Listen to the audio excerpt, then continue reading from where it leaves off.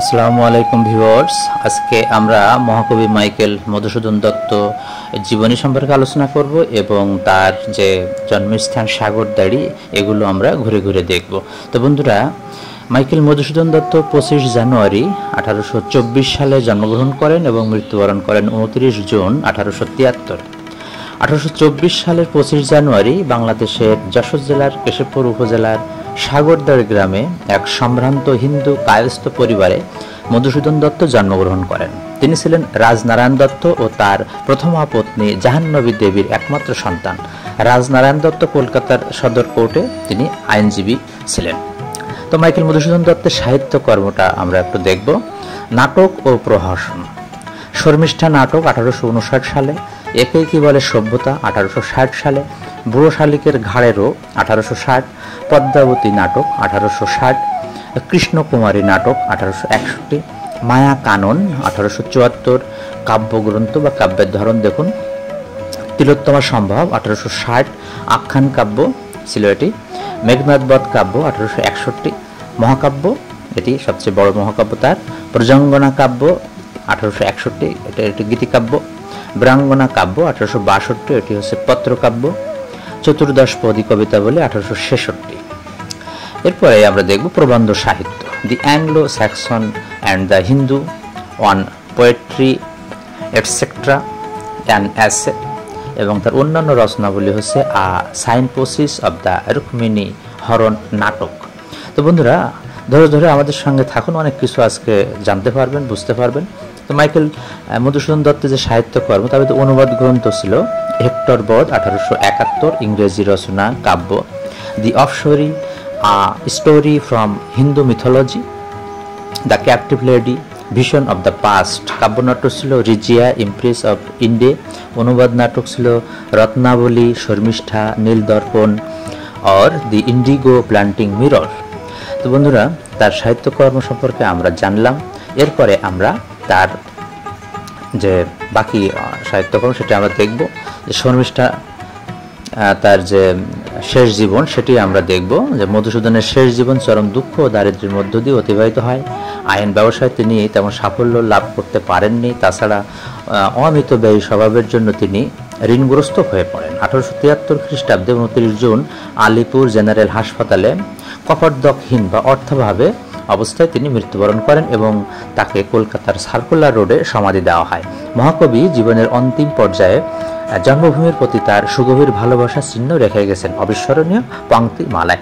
তো বন্ধুরা, আমরা এসেছি সাগরদাড়ি গ্রামে, তার যে পৈতৃক ভিটা সেটা আমরা আজকে ঘুরে ঘুরে দেখব।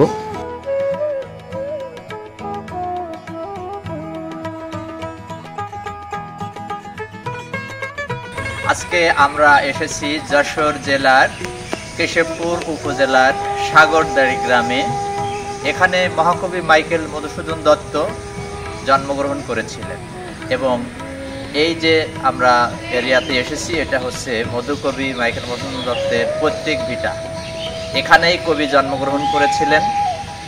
তার পিতার নাম রাজনারায়ণ দত্ত এবং মাতা জাহান্নবী দেবী। চলুন আমরা ঘুরে ঘুরে মহাকবি মাইকেল মধুসূদন দত্তের পৈতৃক ভিটা আমরা দেখি। আপনারা সে পর্যন্ত আমাদের সঙ্গেই থাকবেন।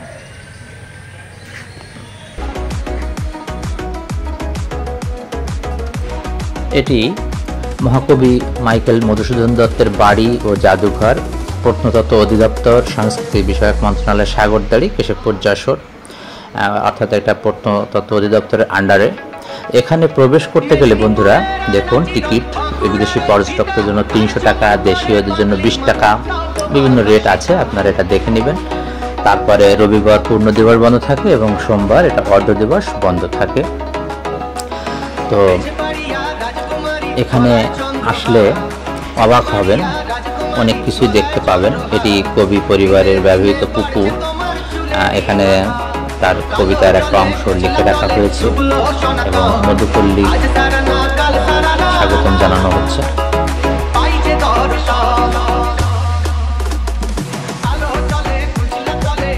বন্ধুরা, বর্তমানে কবি মাইকেল মধুসূদন দত্তের বাড়ি এটি প্রত্নতত্ত্ব অধিদপ্তর এর সাহায্যে কবির স্মৃতি নিদর্শন এবং আলোকচিত্র নিয়ে এটি গড়ে উঠেছে। একটি জাদুঘর গড়ে উঠেছে এখানে। বাংলাদেশ প্রত্নতত্ত্ব অধিদপ্তরের সংস্কার করা এই দোতলা বাড়িটি, দেখুন এখানে দোতলা একটি বাড়ি আছে, আমরা সেটি দেখব। তো যশোর জেলার কায়স্থ সম্ভ্রান্ত একটি পরিবারে মধুসূদনের জন্ম। মধুসূদন সম্পর্কে এখানে এইটা বিস্তারিত লেখা আছে, আপনারা আসলে এখানে এগুলো দেখতে পাবেন এবং খুবই ভালো লাগবে। দেখুন মধুকবি রচিত যে সমাধি লিপি যে কবিতা, খুবই নাম করা একটি কবিতা এখানে লিখে রাখা হয়েছে।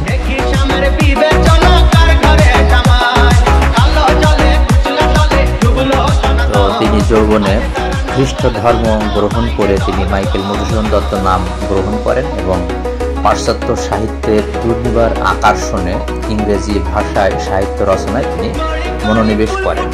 জীবনের দ্বিতীয় পর্বে মধুসূদন নিজের মাতৃভাষার প্রতি মনোযোগী হন। এই পর্বে তিনি বাংলায় মহাকাব্য, চতুর্দশপদী কবিতা, নাটক ও প্রভাষণ ইত্যাদি রচনা করেছিলেন। দেখুন এখানে বঙ্গভাষা এবং কবি মাতৃভাষা কবিতাটি লিখে রাখা হয়েছে এবং আমরা এটা যেটা দেখতে পাচ্ছি এটা কবির একটি মূর্তি, এটি অনেক আগেই স্থাপন করা হয়েছিল, এর ডিটেলস নিচে দেওয়া নাই। অনেক আগে থেকেই, প্রায় 20 বছর আগে থেকেই এটা এখানে স্থাপন করা হয়েছে।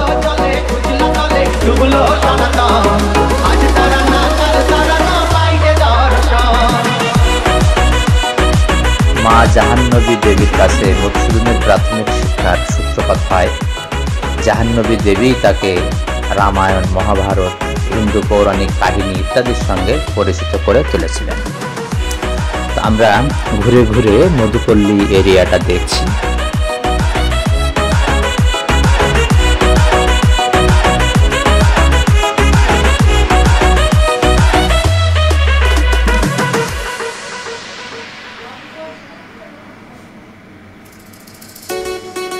আপনারাও এখানে আসবেন ঘুরতে, খুবই ভালো লাগবে, মন জুড়িয়ে যাবে। এত চমৎকার কিছু নিদর্শন এখানে দেখতে পাবেন আপনারা।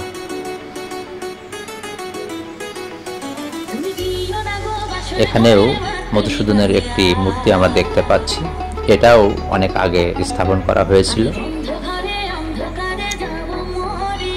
এরপরে বন্ধুরা আমরা দেখতে পাচ্ছি মধুসূদন দত্তের পারিবারিক অর্থাৎ পৈতৃক বসতবাড়ি, এখানে জাদুঘর স্থাপন করা হয়েছে।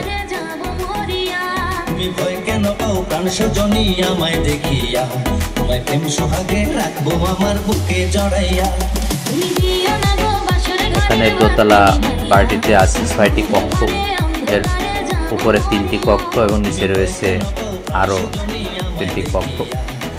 তো মহাকবি মাইকেল মধুসূদন দত্ত সম্পর্কে আমরা বিশিষ্ট ফটোগ্রাফার এবং মধু গবেষক মুফতি তাহেরুজ্জামান তিনি আমাদের কাছে সাক্ষাৎকার দিয়েছেন, তার সাক্ষাৎকারটি আমরা দেখব। আধুনিক বাংলা সাহিত্যের অমর কবি মহাকবি মাইকেল মধুসূদন দত্ত তিনি বাংলা সাহিত্যে আধুনিকতার ছোঁয়া এনেছেন, যার জন্ম 1824 25শে জানুয়ারি। আর মধুসূদনের পৈতৃক বাড়ি এটা, এখানে মধুসূদন জন্মগ্রহণ করেছেন এবং তার বাল্যশিক্ষা পাশে শেখপুরা মসজিদের মুফতি লুৎফুল হকের কাছে ফার্সি এবং আরবি শিখেছেন। মধুসূদন মূলত বেড়ে উঠেছেন এবং তার কর্মজীবন শুরু করেছেন কলকাতাতে, কারণ আমাদের রাজধানী তখনকার সময় ছিল কলকাতা এবং ফার্সি ছিল আমাদের জাতীয় ভাষা এবং ফার্সি তিনি দক্ষতা অর্জন করেছেন। মধুসূদন এখান থেকে যে কলকাতার লালবাজার হাই স্কুলে ভর্তি হন, সেখান থেকে হিন্দু কলেজ থেকে বিশপ বিশ্ববিদ্যালয় কলেজে, সেখান থেকে মাদ্রাস চলে যান, মাদ্রাস কলকাতা ফিরেন এবং কলকাতা থেকে আবার তিনি ব্যারিস্টার পড়ার জন্য লন্ডনে যান। সেখানে ব্যারিস্টারি শেষ করে ফ্রান্স হয়ে তিনি আবার কলকাতাতে ফিরে আসেন। মধুসূদনের জীবন এক বৈচিত্র্যময় জীবন। মধুসূদনের শেষ জীবনে অর্থনৈতিক কষ্ট হয়েছে, মৃত্যুর আগে তিনি অর্থনৈতিকভাবে খুব কষ্ট পেয়েছেন এবং মধুসূদন বাংলা সাহিত্যে অনেক কিছু দিয়ে গেছেন। তার কবিতা, তার মহাকাব্য, তার নাটক সবগুলি মিলিয়ে মধুসূদন এক বাংলা সাহিত্যে অসাধারণ কবি ছিলেন। আমরা বন্ধুরা মুফতি তাহেরুজ্জামানের বক্তব্য শুনলাম। মধুপল্লীর গেটের সামনেই তাকে পাওয়া যাবে, এখানে আসলে তাকে খুঁজে পাবেন, তিনিই সব সহযোগিতা করবেন যত পর্যটক আসেন এখানে। তো আমরা দেখতে পাচ্ছি বন্ধুরা কবির কাকার বাড়ি এখানে, অর্থাৎ কবির বাড়ি আমরা এর আগে দেখেছি, এবার হচ্ছে পাশেই, তার পাশেই কবির কাকার বাড়ি, এটাও মধুপল্লীর মধ্যেই আপনারা দেখতে পাবেন।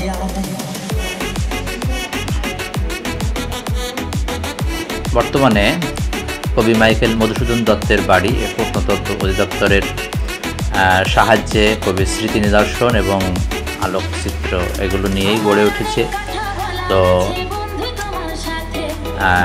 এই যে বিল্ডিংটা আমরা দেখছিলাম, এর ভিতরে কবি পরিবারের একটা মন্দির আছে, তারপর মধুসূদন দত্তের জাদুঘর, তার যে ব্যবহৃত, তার পরিবারের ব্যবহৃত জিনিসপত্র নিয়ে জাদুঘরটি তৈরি হয়েছে।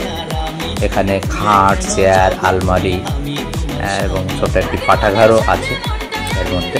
তো আমরা বন্ধুরা দেখুন এই পুকুরটা দেখতে পাচ্ছি, এই পুকুরটা কবি পরিবারের মহিলা সদস্যদের জন্য ব্যবহৃত হতো, এবং প্রথম যে পুকুরটা আমরা দেখেছি ওটা পরিবারের অন্যান্য সদস্যরা ওই পুকুরটা ব্যবহার করতেন। এটি ছিল অন্দরমহলে, এখানে মহিলারাই গোসল করতেন। তো মধুপল্লী অনেক এরিয়া, এই এরিয়া প্রায় 50 বিঘা বা তারও বেশি হবে। তার উপরে এই মধুপল্লী স্থাপিত। আমরা ঘুরে ঘুরে মধুপল্লীর বিভিন্ন জায়গা আমরা দেখছি, আপনারা আমাদের সঙ্গেই থাকুন, আরও অনেক কিছু দেখার আছে।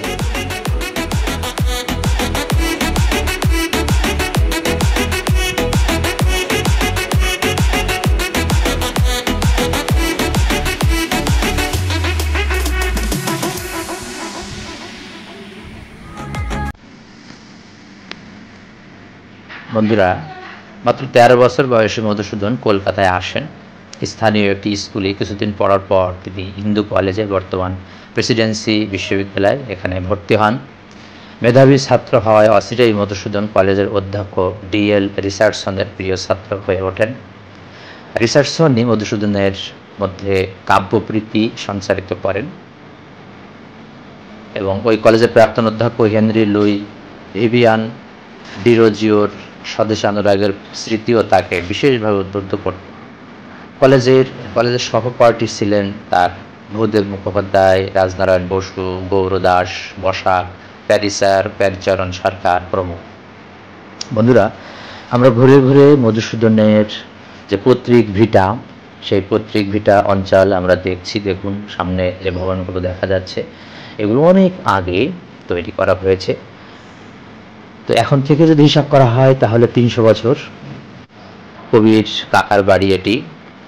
তো প্রত্নতত্ত্ব অধিদপ্তর তারা এটি সংস্কার করে এটি সংরক্ষণ করেন। এখানে যে নকশাগুলো দেখা হচ্ছে সেটাও ব্রিটিশ পিরিয়ডের, ওই সময় জমিদাররা এরকম নকশা দিয়ে বাড়ি করতেন।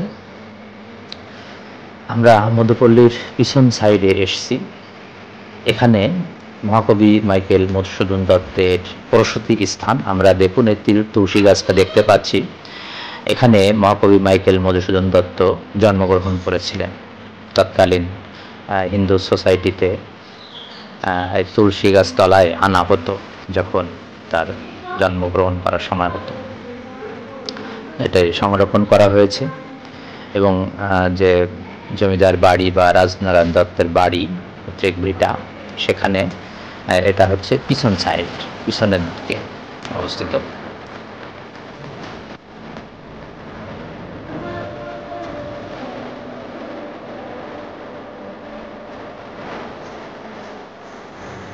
তো মাত্র 18 বছর বয়সে মহাকবি হওয়ার এবং বিলেত যাওয়ার উচ্চাকাঙ্ক্ষা তাকে তার মনে বদ্ধমূল হয়ে ওঠে। তো বন্ধুরা এটা হচ্ছে কবির পারিবারিক পুকুর, তার বন্ধু ঈশ্বরচন্দ্র বিদ্যাসাগর, তারও কিছু রচনাবলী এখানে সংরক্ষণ করা হয়েছে।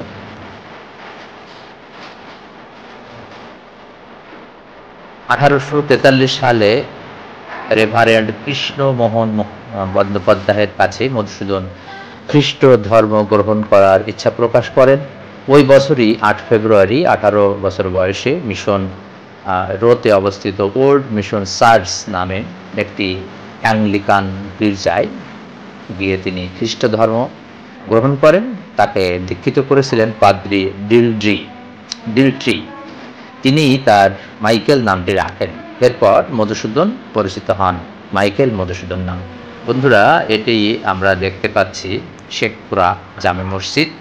তো সাগরদাড়িতে মধুসূদন ছেলেবেলা কেটেছিল। সাগরদাড়ির পাশের গ্রাম শেখপুরা মসজিদে বিদ্বান ইমাম মুফতি লুৎফুল হকের কাছে মধুসূদন বাল্যকালে বাংলা, ফার্সি ও আরবি শিক্ষা গ্রহণ করেন। তো আমরা সেই মসজিদটা ঘুরে ঘুরে দেখছি বন্ধুরা। এরপরে দেখুন মধুসূদন একাডেমি। এখানে মধুসূদনের জীবনী সম্পর্কে অনেক তথ্য সংরক্ষণ করে রাখা আছে। তো এখানে কাজ করেন বা পরিশ্রম করে তিনি তৈরি করেছেন এটা শামসুর রহমান, আমরা সাম নামেই সাধারণ লোক চেনে। তো তিনি এই একাডেমিটা প্রতিষ্ঠা করেছিলেন এবং এখনো এখানে সময় দেন। যারা মধুসূদন একাডেমি স্মৃতি সংগ্রহশালা সংরক্ষণাগার এই প্রতিষ্ঠান 1990 সালে প্রতিষ্ঠা। দীর্ঘ এই 36 বছর আমি বিনা বেতনে এখানে এই প্রতিষ্ঠান দেখা এবং এই প্রতিষ্ঠান যারা আসে আমাদের মধুসূদন একাডেমির ভিতরে যারা ঢোকে এই স্মৃতি সংগ্রহশালা পরিদর্শন করলে তারা মধুসূদনের জীবনী সম্পর্কে সব কিছু ধারণা বুঝতে পারে।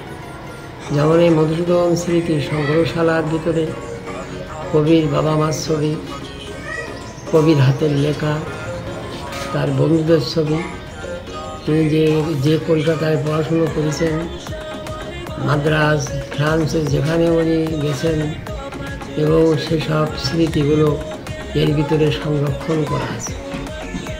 যদি আপনারা আসুন, দেখুন, এই স্মৃতি সংগ্রহশালার সমগ্র মানুষের জন্য উন্মুক্ত। আসলে আপনারা অনেক কিছু জানতে পারবেন এবং বুঝতে পারবেন। আমরা এবার চলে এলাম মাইকেল মধুসূদন দত্ত এর কালচারাল একাডেমি ও মধুমঞ্চ, অর্থাৎ প্রত্যেক বছর 25 জানুয়ারি এখানে মধুসূদনের জন্মবার্ষিকী উদযাপন করা হয় এবং বড় মেলা হয়। তো এখানেই মঞ্চ হিসেবে ব্যবহৃত হয় এটি। এখানে অনুষ্ঠানের আয়োজন করা হয়। এখানে জ্ঞানী গুণী অনেক ব্যক্তিত্ব, দেশ বরেণ্য ব্যক্তিত্ব এখানে আসেন এবং অনুষ্ঠান পরিচালনা করেন, অনুষ্ঠানে কথা বলেন, সবাই এখানে অংশগ্রহণ করেন। খুব আনন্দ ঘন পরিবেশ তখন এখানে বিরাজমান থাকে। বন্ধুরা, আপনারা প্রত্যেক বছর জানুয়ারি মাসের 1 সপ্তাহ 25 জানুয়ারিকে সামনে রেখে 1 সপ্তাহ ব্যাপী মেলা এখানে অনুষ্ঠিত হয়। প্রায় 10-12 লক্ষ মানুষের সমাগম ঘটে। এরপরে আমরা চলে এসেছি কপোতাক্ষের তীরে। এখানে ডাক বাংলো স্থাপন করা হয়েছে জেলা পরিষদের পক্ষ থেকে, জেলা পরিষদের আন্ডারে এটি। এখানে থাকার জায়গা আছে, খুবই চমৎকার। এত সুন্দর ছিল না, এই সাম্প্রতিক কালে এটা করা হয়েছে।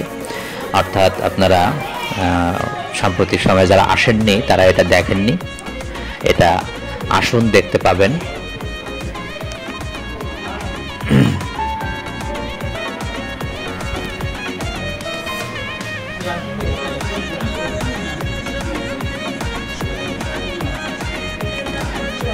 এখানে মধুসূদনের মূর্তি করা হয়েছে, বড় মূর্তি। তো বন্ধুরা, মধুসূদন শিবপুরের বিশপ কলেজ থেকে পড়াশোনা চালিয়ে যান। খ্রিস্ট ধর্ম গ্রহণ করার পরে সেখানে তিনি গ্রিক, লাতিন, সংস্কৃত প্রভৃতি ভাষা শিক্ষা করেন। রাজনারায়ণ তাকে ত্যায্য পুত্র করলেও বিশপ কলেজে পড়াশোনার ব্যয়ভার বহন করেছিলেন। কলেজের পাঠ শেষ করার পর কলকাতায় চাকরির চেষ্টা করে ব্যর্থ হন তিনি। তারপর বিশপ কলেজের কয়েকজন মাদ্রাজি ছাত্রের সঙ্গে তিনি মাদ্রাজ চলে যান। তো আমরা দেখুন যে পিকনিক শেড এবং যে একা যে ডাকবাংলো স্থাপন করা হয়েছে সেটি আমরা দেখলাম। তো বন্ধুরা, মহাকবি মাইকেল মাদ্রাজ চলে যান, সেখানে তিনি পাঠ্যপুস্তক বিক্রয় করে সেই টাকায় মাদ্রাজ গিয়েছিলেন, মানে তার যে লেখা বই সেটা বিক্রি করে তিনি মাদ্রাজ গিয়েছিলেন। এটি আমরা দেখতে পাচ্ছি সেই কবির সময়কার বটগাছ, সব মাঝে ঝড়ে এটা ভেঙে গেছে, তো ওইভাবে ওটা রেখে দেওয়া হয়েছে। আমরা এখন কপোতাক্ষের তীরে যাচ্ছি, কবির স্মৃতি বিজড়িত সেই কপোতাক্ষ নদ। তো কবি মাদ্রাজে গিয়েও বিশেষ সুবিধা করে উঠতে পারেননি। স্থানীয় খ্রিস্টান ও ইংরেজদের সহায়তায় তিনি একটি স্কুলের ইংরেজি শিক্ষকের চাকরি করেন কম বেতনে। তো সেখানেই তিনি রেবেকাকে বিয়ে করেন, খ্রিস্টান পাদ্রী। সে সংসারও সুখের ছিল না, সেখানে কয়েকজন সন্তান সেখানে হয়, 4টা সন্তান আসে 8 বছরের সংসার জীবনে। আমরা ঘুরে ঘুরে কপোতাক্ষ দেখছি। কপোতাক্ষের এরিয়াটা দেখুন, চমৎকার করে সাজানো গোছানো, সাজিয়ে গুছিয়ে রাখা হয়। ভিউয়ার্স, আমার পিছনে দেখতে পাচ্ছেন কপোতাক্ষ নদ, কবির স্মৃতি বিজড়িত এই নদ। এই নদ নিয়ে কবি অনেক কবিতা লিখেছেন, তিনি অনেক চিন্তা করতেন এই নদ নিয়ে। আজকে আমরা সেই কপোতাক্ষ নদের তীরে দাঁড়িয়ে আছি। আমরা ঘুরে ঘুরে এই কপোতাক্ষ নদের বর্তমান অবস্থাটি দেখব। চলুন আমরা ঘুরে ঘুরে এই কপোতাক্ষ নদের অবস্থাটা দেখব।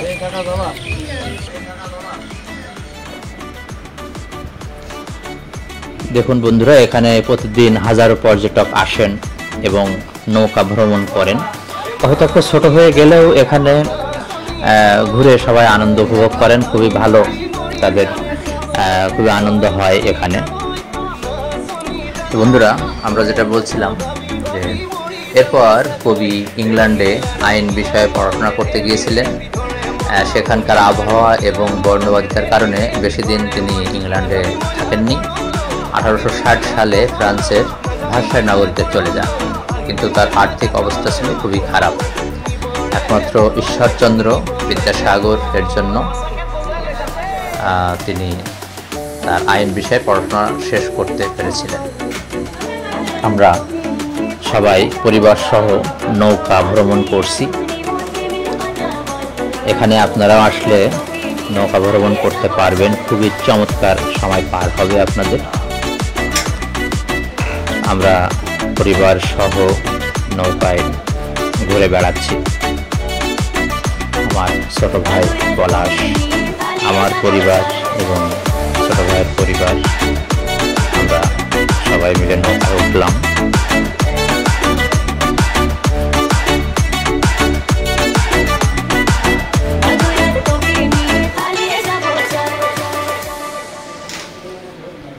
প্রায় প্রতিদিনই এখানে হাজারো পর্যটক আসেন, আনন্দ করেন, আড্ডা দেন, আনন্দ খোঁজেন।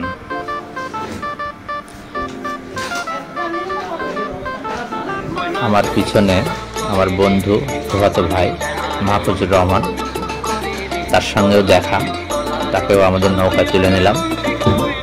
এভাবেই মূলত সাগরদাড়ি আমরা চমৎকারভাবে উপভোগ করলাম, ঘুরলাম, ফিরলাম।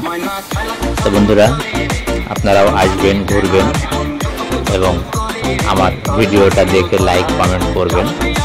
এতক্ষণ আমাদের সঙ্গে থাকার জন্য আপনাদের সবাইকে অনেক অনেক ধন্যবাদ।